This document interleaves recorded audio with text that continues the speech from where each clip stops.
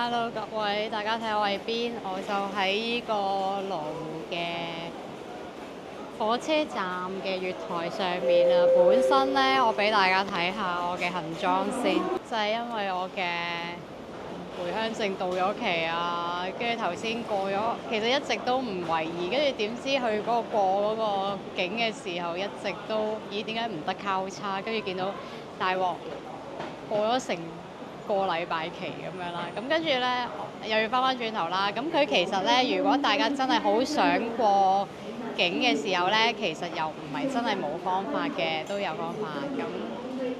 咁首先呢，翻轉頭去嗰個你過關去羅湖嗰時，咪有個免稅店嘅。嗰個免稅店隔離呢，其實有個中旅社，都可以俾475蚊嘅人民幣做一次過關翻嚟。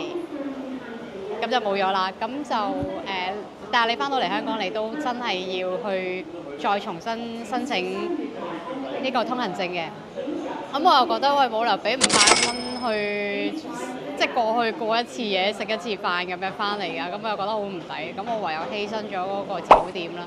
咁我依家就行翻原路翻嚟。不過嗰個原路咧係有啲崎嶇嘅。首先咧，佢係要去15號窗嗰度話俾佢聽，你張證過咗期，跟住過咗期佢就會叫你企埋一邊，可能就要做一啲手續啦。跟住然後咧，佢就同你講話，你而家行翻原路啦，翻去。咁原路咧其實就唔係原路，因為原路嗰啲關同埋嗰啲出口係永遠都係得一個方向㗎嘛。咁跟住咧，佢就會同你講話啊，你去行去邊，行到去差唔多去入到去香港嗰邊個依度嘅時候咧，咁就會有2個海關人員問你做咩調轉行咁樣。咁咧，你又同佢講話啊，係啊，回鄉證過期咁樣。咁呢個係第2次傷害啦，因為你不斷同人哋講你回鄉證過期，但係其實你好想過關嘅。咁跟住你過咗關之後，去到嗰個海關嗰度之後咧，咁佢就會 check 下你個袋有冇可能帶煙仔啊，或者可能你有啲咩免稅嘢啊買咗啊，但係你又冇過到關啊咁樣。咁我當然係冇啦。咁佢都會循例 check 一 check 你個袋嘅。咁佢 check 完之後咧，咁佢就會帶你去另外一個地方。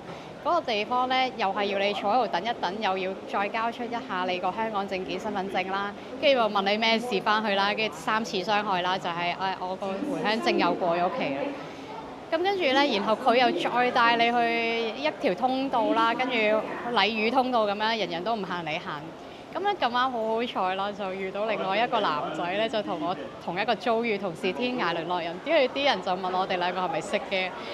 我話我哋兩個係唔識㗎咁樣啦。咁但係我哋兩個就已經成為咗